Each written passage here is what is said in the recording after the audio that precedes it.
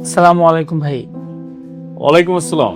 ভাই আপনার এখানে কোনো কাজের লোক লাগবে? আমি কাজ করতাম। তোমারে পরিচিত মনে হইতেছে। তুমি শওকত রানার ছোট ভাই না? জি ভাই। তুমি আমার চিনছো? না ভাই, আমি আপনাকে চিনি নাই।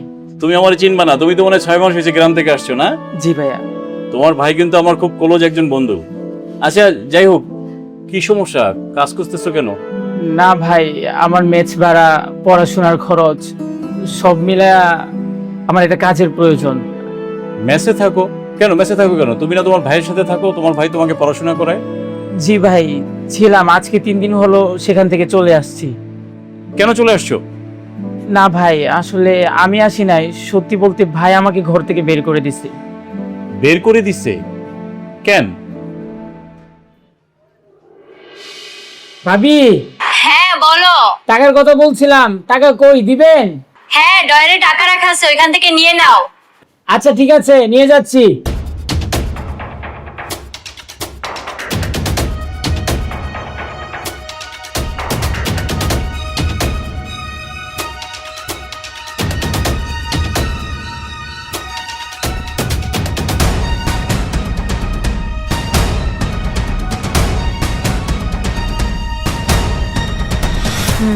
এটা একটা সুযোগ। এবার এমন ফাঁসাবো না তোরে, তোর ভাই তোর ঘর থেকেই বাই করে দিবে। তারা কি ব্যাপার, এইখানে তো টাকা রাখছিলাম, টাকা গেল কোথায়?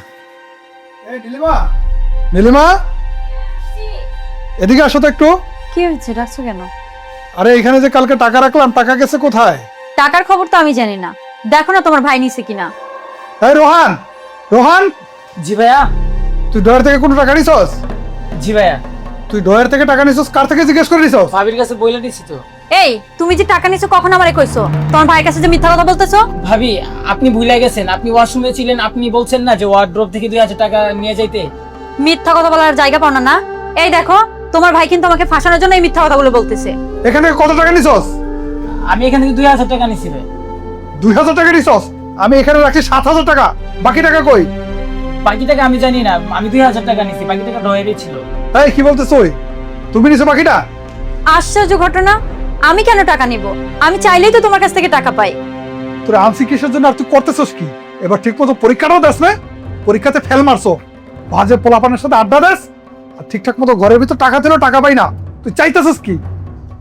ভাইয়া, তুমি ভাবির কথা শুই না আমার মিথ্যা অভিযোগ দিতেছো। আমি এমনটা কিছুই করি নাই। নিজে অন্যায় করছস তো করছস, আবার তোর বাবির উপরে দোষ দিতেছস। বাইরে ঘর থেকে, বাইরে, বাইরে তুই। আসলে ভাই, আমার ভাইয়ের কোনো দোষ নাই, দোষ হইছে ভাবির। ভাবি যেটা কয় ওইটাই শুনে। বিষয়টা ক্লিয়ার, আমি বুঝতে পারছি। আমি তোমাকে কাজ তো দিবই, কিন্তু চলো তোমার ভাইয়ের কাছে যাই। না ভাই, আমি যাবো না, আমি যাইতে পারবো না ভাই। আমার সাথে চলো, কোনো সমস্যা নাই, ঠিক আছে? যেটা হবে আমি দেখব। চলো আমার সাথে, আসো। চলো চলো চলো আমার সাথে, আমি দেখব। কিরে এইখানে ডাইকে আনলি কে ওরে নিয়া? আমি ওর কাছ থেকে সবকিছু শুনেছি। তুই গত 3 দিন আগে ওরে ঘর থেকে বের করে দিলি কেন? তুই ওরে সাফাই গেতেইছস? অন্য কোনো কথা থাকলে সেটা বল।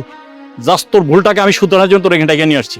পরীক্ষায় ফেল করেছে, তোর ঘর থেকে টাকা চুরি করেছে এবং বাজে পোলাপানের সাথে আড্ডা দিচ্ছে। আচ্ছা, এই অপরাধগুলি কি তোর নিজের চোখে তুই দেখেছিস কোনোদিন? আর এবারটা আমি তো সারাদিন কাজে কামে ব্যস্ত থাকি, এগুলো খবর নেওয়ার আমার সময় আছে? তোর ভাবি কইছে সব এগুলা। বন্ধু, এই জায়গাটাই সমস্যা।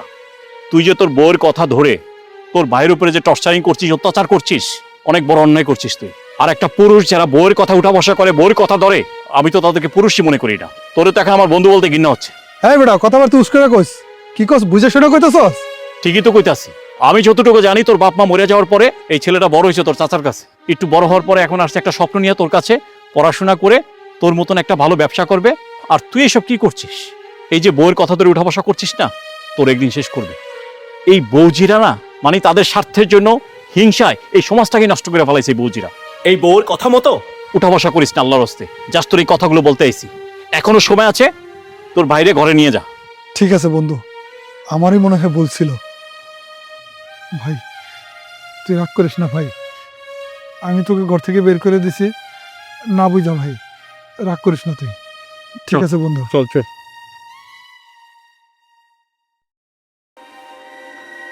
এই, এই দাঁড়াও। বাহ, মাস্ক পরে হিজাব পরে খুব ভালোভাবে যাওয়া হচ্ছে। বুঝবো না, কিছু চিনবো না, এরকম কিছু? আমি যাওয়ার ব্যবস্থা করতেছি। ধর। এখানে 20,000 টাকা আছে, এই টাকাগুলো নিয়ে তারপরে যা। ভাইয়া তুমি টাকা দিচ্ছ মানে বুঝলাম না। বুঝতে পারছো না কেন? হ্যাঁ, তোমার বড় ভাবির নিয়ে তুমি পালায় যাইতেছো, এইটা বুঝো। এরে নিয়ে যে ঘর ভাড়া করে থাকতে হইব, গাড়ি ভাড়া লাগবো, খাইতে হইব, এর লেগে যে টাকা লাগবো, এটা বুঝো না? হ্যাঁ, তোমরা আবেগে পইরা পালায় যাইতেছো। তোমাকে আবেগ তো বেশি দিন টিকবো না, 2 মাস বা 3 মাস, অতিরিক্ত জোরে গেলে 6 মাস, এর বেশি তো টিকবো না আবেগ। আবেগ যখন শেষ হয়ে যাইব তখন তো রিটার্ন ঠিকই করে আইবা। কিন্তু যে কদিন আবেগ থাকবো তোমাগো, এই কদিন তো তোমাকে খাইতে হইব নাকি থাকতে হইব। এখন এই 20,000 টাকা দিতে আসি, লাগলে আরো দিমু। যাও, এই টাকা নিয়ে আবেগ পূরণ করে আসো, যাও। তুমি আমারে মাফ করে দাও।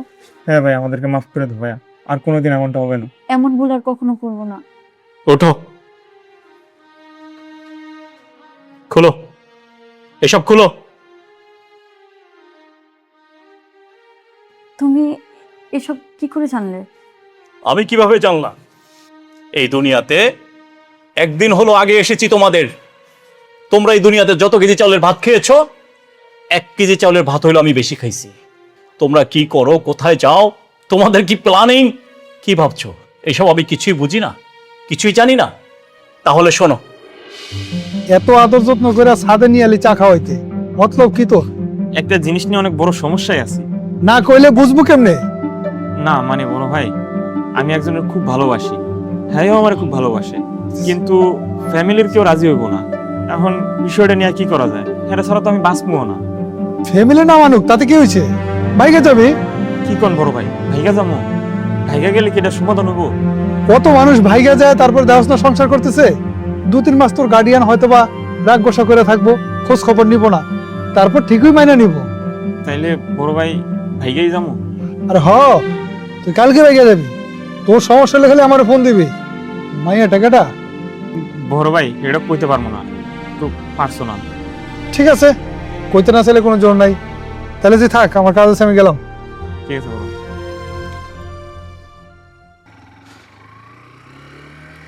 এই মোস্তফা, খারা খারা। কি রে বন্ধু, কেমন আছিস? আরে ভালো আছি। তোর ভাই আছে না? হ্যাঁ। ওর দিকে একটু খেয়াল রাখিস। কেন, ওই কি করছে আবার? আরে ওই আমার কাছে কালকে আইছিল, ওই নাকি কোন মায়া লাগে সম্পর্ক করে, কথা বলছো? হ্যাঁ হ্যাঁ। হে রলে মনে হয় ভাইগে যাইবো। কি কস? আর বেড়া তুই খালি ওর দিকে একটু নজর রাখিস। কি করতেছিস বন্ধু তুই এসব? টেনশনে ফেলাই দিলি। আরে তুই চিন্তা করিস না, তুই খালি ওর দিকে একটু নজর রাখিস। ঠিক আছে। ও নাইলে ছোট মানুষ, তুমি কি করে পারলে ওর কথায় সাই দিতে? সামান্যতম একটু হলো জ্ঞান থাকা উচিত ছিল। তুমি কার সাথে পালায় যাচ্ছ? ভাইয়ের সাথে বোন পালাচ্ছে, কোথায় রাখবে এই লজ্জা? ছি, বলতো তো ঘৃণা হচ্ছে। এই সমাজে এই তোমাদের মতন আবেগে পড়ে হাজারো সম্পর্ক নষ্ট হয়ে যাচ্ছে, হাজারো সংসার ভেঙে যাচ্ছে। আবেগ না, শুধু আবেগেই মানায়, বাস্তবতায় নয়। যাচ্ছ না, 6 মাস যায় থাকো, তারপরে বুঝতে পারবা বাস্তবতা কতটা কঠিন। আরে তোর বয়স কত? ভাইয়া এবারের মতো আমাদেরকে মাফ করে দাও ভাইয়া, আর কোনোদিন এমন ভুল করবো না। এবারের মতো আমাদেরকে ক্ষমা করে দাও, আমরা আর এরকম ভুল করব না। মাফ করতে পারবো কিনা জানি না, কিন্তু তোমরা ঘর থেকে বেরোতে পারবে না। যাও, বাসায় যাও, তারপরে দেখছি মাফ করা যায় কিনা তোমাদেরকে। ঠিক আছে।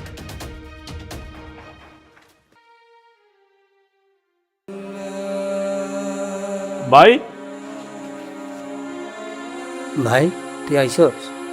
কি হয়েছে ভাই তোমার? ভাই আমার শরীরের অবস্থা তেমন ভালো না, আমার ডাক্তার দেখাইতে হইবে। আমি কদিন তোর বাসা থাকতে পারবো? থাকতে পারবো না কেন? তোমার যতদিন ইচ্ছা ততদিন তুমি থাকবা। আর তুমি এখানে বসে রয়েছো কেন? বাসায় যাও না কে? বাসা তো তালা মারা ভাই। শহীদ, কই যাও তুমি? আমি তো ঢাকা যেতেছি, ডাক্তার দেখাইতে হবে, আমার শরীরের অবস্থা বেশি ভালো না। ঢাকা যেতেছো ভাইয়ের কাছে ডাক্তার দেখাইতে? ভালো হয়েছে ভাইয়া এই সিদ্ধান্ত নিছো। ভাইয়া একটা কথা কই, তুমি সুস্থ না হইয়া আর দেশে ফিরো না, এগুলো তো ছোঁয়াছুঁয়ি রোগ। দেখো ভাই, তুমি মনে কোনো কষ্ট নিও না, আমি আছি এক যন্ত্রণায়। দেখো না তোমার ভাই বউ খালি আমার সাথে চিল্লাচিল্লি করে। আচ্ছা শোন, মোস্তফার বাসার ঠিকানাটা দে। আমি দিয়ে দিতেছি, ধরো এখানে বাড়ির ঠিকানা সব দেওয়া আছে। এই ঠিকানা মোতাবেক তুমি একবারে তার বাড়িতে চলে যাইবা।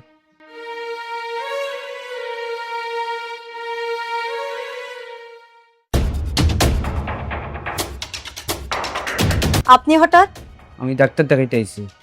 একটা ফোন দিয়ে আসবেন না? বুঝলি, আমার কাছে তো কোনো মোবাইল নাই, তো শহীদ আমার একটা ঠিকানা দিছে, ওই ঠিকানা অনুযায়ী আমি আইছি। ঠিক আছে, আসছেন ভালো কথা। এখন তো আপনি ঘরে ঢুকতে পারবেন না, আর আমি এখন একটু বাইরে যাচ্ছি। আচ্ছা ঠিক আছে বোন, তুমি তোমার কাজ সেরে আসো, আমি বাইরে অপেক্ষা করি। হ্যাঁ তাই করেন, আমি কাজ সেরে আসি।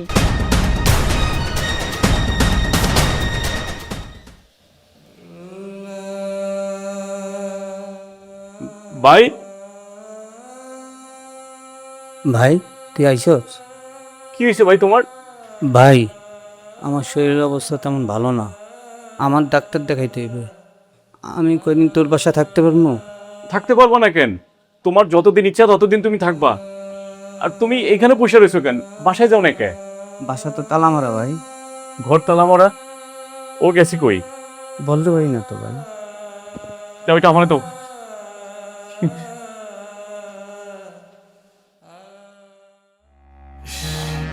খুব খারাপ অবস্থা হয়ে গেছে এখানে।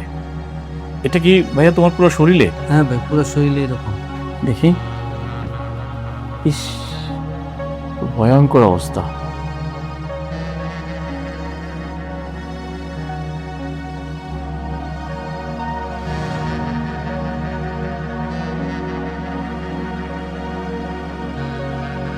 আচ্ছা ঠিক আছে ভাইয়া, তুমি চিন্তা করো না, আমি কালকে তোমার ডাক্তারের কাছে নিয়ে যাবো। তুমি বসো। নীলিমা, হ্যাঁ বলো। আমার ভাই আসছে, তুমি দেখো না? ভালো মন্দ জিজ্ঞাসা না করে তুমি চলে আসলা সোজা। আরে ওনার সাথে আমার আগেই দেখা হয়েছে। কখন দেখছো তুমি? আমি যখন বাইরে যাচ্ছিলাম তখনই উনি আসছে। তো আমার ভাইয়ের সাথে তোমার দেখা হয়েছে, ভাইকে ঘরে রেখে যাও না কেন? ওনাকে যদি ঘরে একা রেখে যেতাম, উনি যদি কোনো অঘটন ঘটাইতো তখন কি করতো তুমি? আমার ভাই অঘটন ঘটাবে কেন? আমার ভাই চোর না ডাকাই? সে ঘরে ঢুকে কিসের অঘটন ঘটবে? আমার ভাই সম্বন্ধে তোমার কোনো ধারণা আছে? যতটুকু শিক্ষা অর্জন করেছি সেটাই ভাই আমাদেরকে করিয়েছে। বাপের ভালোবাসাই ভাই দিয়েছে, আর সেই বাপ তুলো ভাইকে তুমি এই ধরনের মন্তব্য করো? এত বড় সাহস তোমার হয় কি করে? আজকে যদি আমার ভাইয়ের জায়গায় যদি তোমার ভাই থাকতো, এই ব্যবহার করতে পারতা? আর আমি যদি তোমার ভাইয়ের সাথে এরকম একটা ব্যবহার করতাম, তুমি সহ্য করতে পারতে? আমার ভাই অসুস্থ, সে শহরে আসছে, একটু ডাক্তার দেখাবে, আমাদের কাছে কিছুদিন থাকবে। সে তো সারা জীবনের জন্য চলে আসে নাই। আর যদি সারা জীবনের জন্য চলেও আসে, সমস্যা কি তাতে? খাওয়াবো আমি, টাকা খরচ হলে আমার হবে, তোমার হবে না। তাহলে তুমি আমার ভাইয়ের সাথে এই ব্যবহার করলে কেন? একটা কথা ভালো করে মাথায় ঢুকায় রাখো, আমার বাপের তুল্য ভাইকে যদি তুমি ভালোবাসতে না পারো, তাকে যদি সম্মান করতে না পারো, তোমার মতন বউ আমার প্রয়োজন নেই। সরি, আমার ভুল ছিল। এরকম ব্যবহারটা করা আমার উচিত হয় নাই। নিজের ভুলটা বোঝার জন্য ধন্যবাদ। এরকম ভুল আর কখনো করো না। ঠিক আছে। খাবার রেডি করো, আমরা তিনজন একসাথে খাবো। আচ্ছা ঠিক আছে, যাও, আমি আসছি। আরে মুস্তফা, এই এই কই রে তোরা? দেখে আইছে কই? কি ব্যাপার ভাই, হঠাৎ কইরা তুমি? হ মিয়া ভাই, হঠাৎ চলে আসলেন, ফোন টোন দিলেন না, কোনো সমস্যা নাকি? না না, সমস্যা না। কেন, আমি আইছি, তোমরা খুশি হও নাই? না না মিয়া ভাই, খুশি হব না কেন? খুশি হয়েছি তো। আগামী মাসে জমিন রেজিস্ট্রি, এর আগেই আপনি চলে আসলেন, কেমনে কি? আচ্ছা যাই হোক, ভিতরে আসেন। আচ্ছা বাবা, বাবা, তোমার শরীরটা কেমন আছে? আমি খুব একটা ভালো ছিলাম না রে বাবা। তোরে দেখে আমার খুব ভালো লাগতেছে রে বাবা। আলহামদুলিল্লাহ। ভাই কেমন আছিস? শরীর কেমন আছে তোর? আছি ভালোই। কেমন আছো বোন? শরীরটা ভালো আছে? আছি, ভালো আছি। ভালো আর থাকতে দিলেন কই? আমাকে জিজ্ঞেস করবে না আমি কেমন আছি? জিজ্ঞাসা করার কি আছে? আপনাকে দেখে তো মনে হচ্ছে ভালোই আছেন। উপর থেকে সবই ভালো মনে হয়, কিন্তু ভেতরে ঢুকলে না দেখা যায় কতটুকু ভালো কতটুকু খারাপ, সেটাই তো দেখতে পারছি। আমি তো ভালো নাই বাবা। কি বলছিস বাবা তুই? তোর কি হয়েছে? আমি যদি বাংলাদেশে না আসতাম হয়তো তোমরা আমার লাশটাও খুঁজে পেতে না বাবা। এসব তুই কি বলছিস বাবা? আমার শরীরে মরণবেদী রোগ বাসা বাঁধছে, আমার কফিল আমার এই লিগে পাঠিয়ে দিছে। আচ্ছা যাই হোক বাবা, আমি একদম খালি হাতে দেশে আসছি, আমি কিছুই আনতে পারি না। তোমরা আমার নামে যে জমি কিনছো ওই জমিন বিক্রি করে আমার চিকিৎসা করতে হইব। ওই জমিন বেঁচে তোর চিকিৎসা করাম, তুই ভালো হয়ে যাবি বাবা। বাবা, এসব আপনি কি বলছেন? কার জমিন কে বেচবে? আপনার নামে তো কোনো জমিন নেই। এই তুমি কিছু কও না কে? হ বাবা, আপনার বউ তো ঠিকই কইছে, ভাই জমিন ব্যস্ত করতে। বাড়ি কি কোনো জমিন আছে নাকি? আমাদের জমিনের গায়ে কিন্তু আমি হাত দিতে দিব না। বাবা, ওরা এসব কি কইতাছে? বাবা তুই এসব কানে নিস না তো, অনেক দূর থেকে জার্নি করে আসছস, তোর শরীরটা ভালো না, আগে ফ্রেশ হয়ে নেই, তারপর আস্তে আস্তে সব শুনতে পারবি। ঠিক আছে বাবা।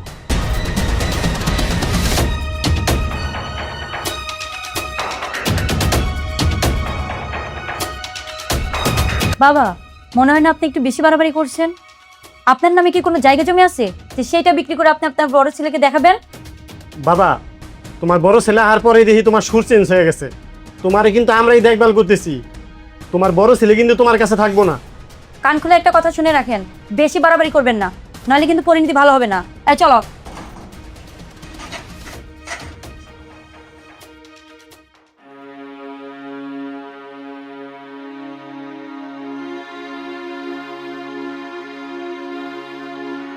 বাবা, জি বাবা।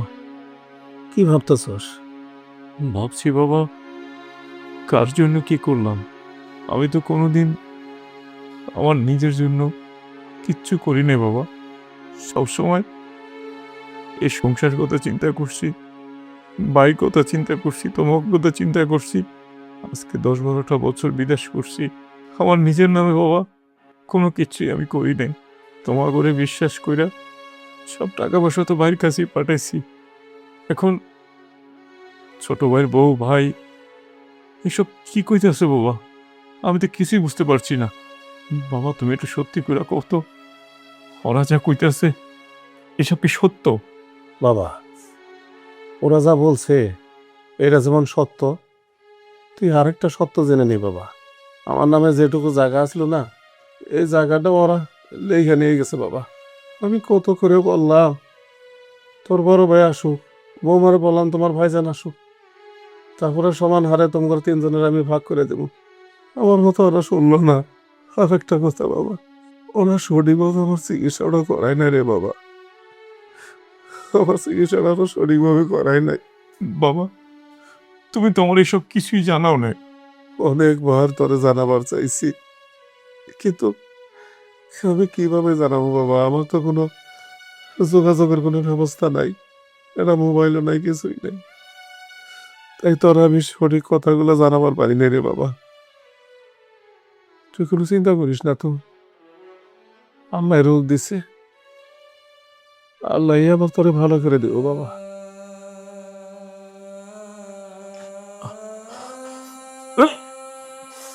ও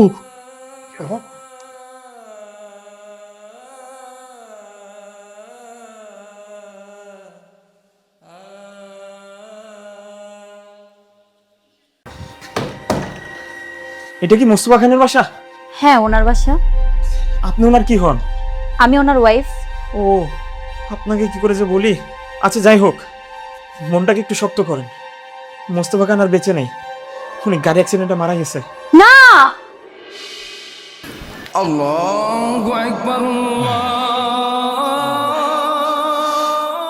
আজান দিয়ে দিল।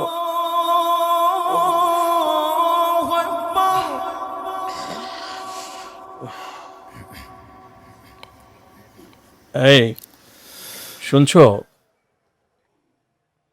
কি হয়েছে? ওঠো, নামাজ পড়বে। আপনি যান, আমি যাচ্ছি। আচ্ছা ওঠো, আমি উজু করে আসছি।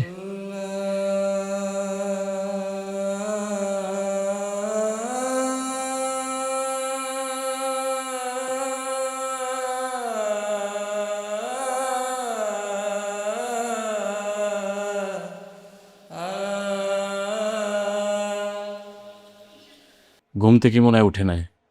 এই, নামাজ পড়েছো? না, শরীরটা খারাপ করছিল, তাই নামাজটা পড়িনি। আপনি তো নামাজ পড়ছেন। হ্যাঁ, আমি পড়েছি। তাহলে ঠিক আছে, ঘুমান তো, কালকে নামাজ পড়বো। নামাজের কথা বললেই শরীর খারাপ।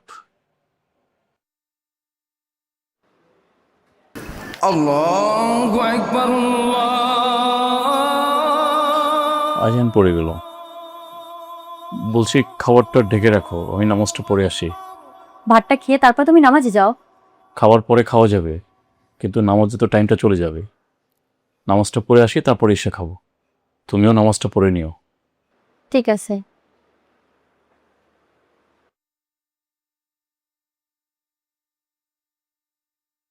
কি করো মা?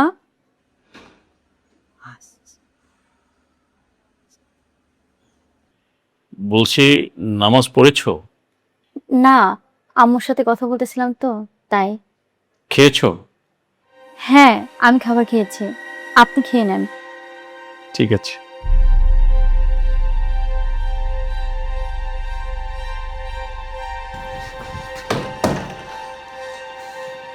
এটা কি মোস্তফা খানের বাসা? হ্যাঁ, ওনার বাসা। আপনি ওনার কি হন? আমি ওনার ওয়াইফ। ও, আপনাকে কি করে যে বলি। আচ্ছা যাই হোক, মনটাকে একটু শক্ত করেন। মোস্তফা খান আর বেঁচে নেই, উনি গাড়ি অ্যাক্সিডেন্টে মারা গেছে। না, আরে তুমি ঠিক আছো? হ্যাঁ, আমি ঠিক আছি। কি হয়েছে হঠাৎ করে এইভাবে চিৎকার মেরে উঠলা? আমি একটা দুঃস্বপ্ন দেখেছি। কি দেখেছো? আমি না বিধবা হয়ে গেছি, তুমি মারা গিয়েছো। শান্ত হও। এই দুঃস্বপ্নের মানে কি বুঝো? আল্লাহ তোমাকে দিনের পথে ডাকছে। তোমাকে আমি কতবার বলছি নামাজ পড়ো, আর তুমি নানান বাহানা, নানান অজুহাত দেখিয়ে নামাজ পড়ছো না। দিন শেষে আমাদের সকলে এই দুনিয়া ছেড়ে চলে যেতে হবে। কি জব দিব ওই মাবুতের কাছে? এই দুনিয়ার বিলাসিতা আমাদেরকে গ্রাস করে রেখেছে। মহান আল্লাহকে ভুলে যাচ্ছি।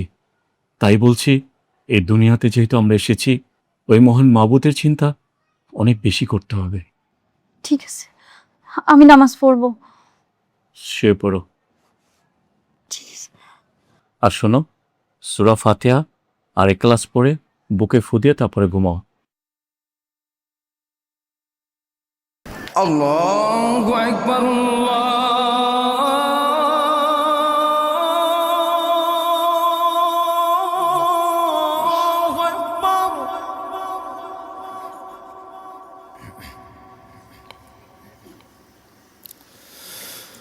আলহামদুলিল্লাহ। হে মাবুদ, তুমি সবই পারো।